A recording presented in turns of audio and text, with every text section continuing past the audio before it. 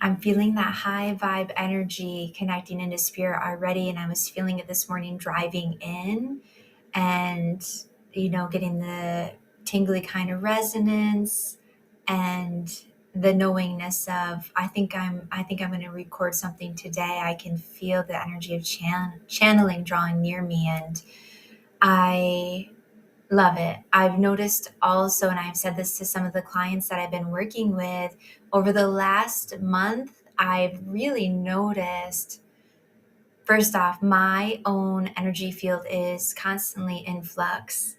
And the baseline frequency of it continues to elevate, which I love. And as that happens, I'm just continuously adjusting with this fluid feedback loop that is happening, which is a kind of, in some ways, this adjustment, if you will. And the fluidness is a piece of theme. So I'm sure that'll weave back in to the conversation today. But the point I'm trying to make is I've noticed myself having this giggly type of energy, and I've told the people I'm channeling, when I giggle like that, sometimes it's not that I'm about to say anything that's funny. It's just the frequency of that realm that I'm connecting in with. It's a different density. It's lighter. It's a different elevation. It's frequency. And it just makes me have that kind of reaction sometimes, that like, whoop, I get this big smile and that giggly type of feeling, which I'm not complaining about, but I think sometimes it's not completely it's a unique experience. I'll say that it's not the type of surface level or performative emotional energy that we think of when we are really inside of density on the human journey. It is frequency first, and the emotion is the tail end of that wave, if you will, rather than the epicenter of it. I think that's how I'll explain it. So I have this energy, and I'm thinking about a conversation I had with somebody within the last 2 weeks. And it's really about love. It's about love. Geez. I'm going to take that as a sign too, like throat chakra energy here, because that was not happening at all this entire morning. And now it's starting to happen. So you can see like our body holds energy. The chakras are real. And what part of our body is affected? That makes complete sense to me right now, because there's a vulnerability in the conversation. And I'm also thinking about this morning, I'm more in my thoughtfulness about what I want to say, and having, because of the vulnerability, and having to do this dance of letting my human mind and my very abstract reasoning settle and move into the back seat, so that I have space to be able to channel instead of think in regard to what I'm saying here today. So, and as soon as I say that out loud, here we are, that has cleared up. Yes. So a lot of conversations, one in particular, but others that have played on the same theme over the last 2 weeks with clients that I work with, around our experience of love and what that really means, and all the human conditioned associations that we've developed over time about love, that clouds the lens of our view on the subject matter and directly influences this polarity that we can experience of some contrasting energy between, like I said in my last video, I desire and deserve this depth of love, and yet there is energy inside of my auric field, inside of my body, my cells, my being, that has deeply learned to view love as a threat, as something to protect ourselves from, as something that is far too vulnerable. And so now I'm seeing plants, and I had a beautiful conversation with somebody about it where they talked about it in this way too, of the way that our roots feel when we don't have enough soil to fully stretch out, or let's say we're in a toxic ground, there's not fertile soil here. And that can be for a number of different reasons, but a lot of that is what is the soil we grew up with? And what did we learn to believe about our roots based on that soil? Are we safe to deeply grow into this ground? Do we need to spread the network of that root system shallow and far out? Can we root deeply in a centered, anchored way? All of these things are metaphorically connected to what are we learning about our relationship to ourselves in context of our capacity to experience connection and love with other people without getting to a what do I want to say here, like esoteric tipping point where we lose ourselves or feel like we've lost freedom and we aren't safe to go quite that far. Yes. And love in connection to our deeper experience and understanding and sense of being at peace and settled with it brings up these two different words: fragility and freedom. Fragility and freedom. And I'm just really thinking about those two different words. And then I mentioned something in conversation about love and linking the idea of love as a butterfly, yes, and being able to have the type of unconditional love that honors a natural flitting,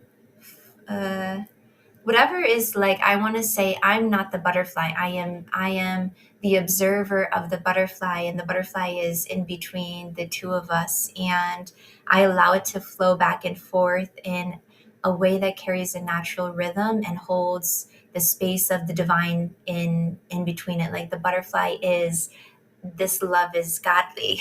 This love is divine. That's what that butterfly is, right? It's not me, it's not you. It is the type of unconditional love where I don't need to control it. And I am safe to be able to have a deeper reflection of who I am through all the movements that are made and the patterns that butterfly takes, which unfolds in front of me. And it's not my place to anticipate the direction of that butterfly in every next move it makes, if that makes sense. And I think this is what I mean. And when I had the conversation of, trying to speak of how do we honor a love like this? How do we notice what's here for us? Yeah. And then there was a question from the other person about, what you're talking about is making me think about fragile things, fragility, right? Like the wings of a butterfly being fragile. And I think that was like a beautiful thing to drop into my field. And, I can always feel when things happen like this, they drop in, and it's a gift that is I just hold it for a bit until spirit says, we're going to gently pull on that silk ribbon to unwrap that bow and let this box open up gently in front of you. And this is what has happened, that I received and held that. And now, several days or weeks later, I'm feeling more of the unfolding of what this is from spirit and the intentionality behind channeling some thoughtful, deep, rich messages for you all and myself at the same time, because we're all connected through oneness, about this expansive journey to experiencing a depth of love that cannot be conceptualized, only released into, healed into, elevated into from that frequency place. And when we are dealing with attachment wounds, unhealed spaces, love looks fragile. It looks very fragile from that standpoint, doesn't it? We don't trust it to be sturdy for us. We don't trust that love to be able to float around, dip down, circle back up, right? Like this just beautiful rhythmic dance that a butterfly might take. We don't trust the natural rhythm, the sacred wisdom that is inside of this thing called love. When it is real and true, it need not be managed by you. And what I mean by that is when we feel that love is something fragile, it can't fully be trusted. It can be taken from us at any minute. Make sure to not let too much of yourself be vulnerable here. Make sure to give your heart over in, decimals, or like 1% at a time, just in case this thing is not to be trusted, just in case this is going to be taken away from me. That is okay to feel that way. I think that's very human to have these wounds around a great love startling us, a great love calling to the table, rising up these bubbles of everything we have learned that is, in an elevated perspective, in a godly perspective, actually untrue of love. And that can feel momentarily like a threat to our system. And this is where I've had many conversations with people, and I've said in other recordings that people have come to see me to say, I didn't realize the level of things that I need to heal until I finally had this sanctuary of a more peace-filled and simultaneously inspiring and rich love. I've dreamed of this type of experience, and when it came into my life, I felt more unnerved than I have in other relationships that were not good for me, right? Because even though it may not have been a relationship that's good for you, if it is familiar,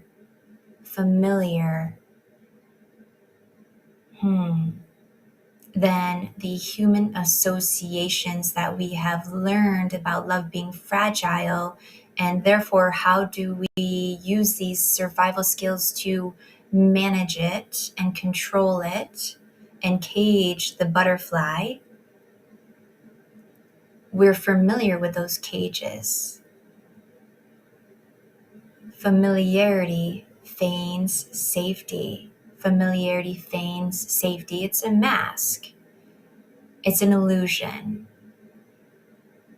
And it is the thing about PTSD being, we get flooded when we arrive at safety, right? When you're actively in survival mode, you don't like that, but it can feel like you're functional. And in that way, you're not you're delaying a depth of healing when you're on that hamster wheel of encountering the same type of trauma reenactments or looping cycles in these relationships where the underlying pattern of the attachment wound dynamic is still trying to play out to teach you something so it can finally break through this level of awareness.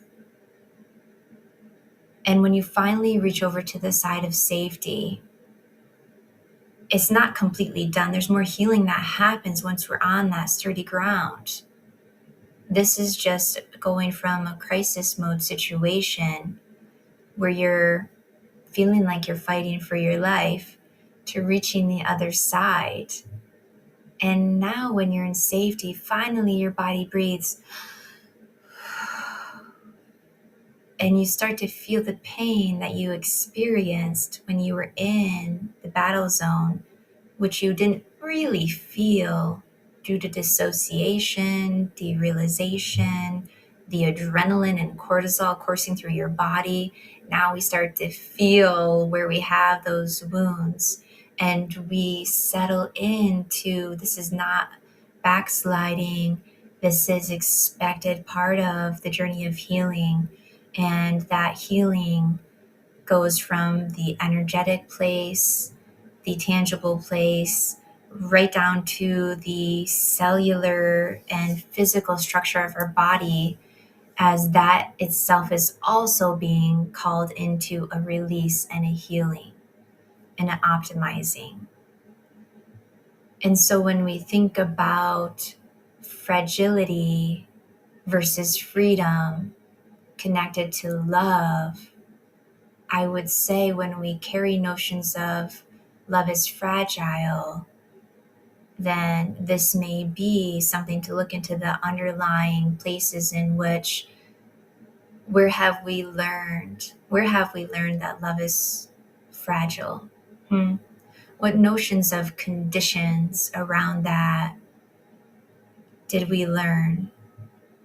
What are the survival skills of either the walls, the control, the ways in which we want to manage something that is meant to be in the hands of God when it comes to arriving at this place of a deeper sense of healing and clearing out those bubbles, arriving at a place of feeling to your depth that you are love. You are love. This is your natural set point of your frequency. And so it is not meant to be something you are getting from somebody else or something that can be taken from you or something that you need to earn in any type of a way. And I think this shifts the view to know there are some forms of love that the truest, the deepest forms, right? And for me right now, when I think of that, what is coming to my mind is I just have to say this. There's nothing fragile about a mother's love. For me with my children, there is nothing fragile about my love for my kids. Nothing, right? And I feel like I could take that into any of the lifetimes that I have some sense of remembrance. This is what stands out. This is what stands out is the experiences that rise with us and stay in this eternal through line of our energy, even when we cross over. It's not the moments of a sense of disconnection or illusions of separation or pain, which we all experience. And boy, it feels real and challenging and dense when you're here, right? But those things melt away. And the only thing that rises and stays with us in that through line, that spirit brings to me to share with their loved ones through and through, is the love. The love seems to be the only thing that stays when things get boiled from the frequency rising and going to the next dimension, and anything else melts off and seems to not be real. seems to be untrue.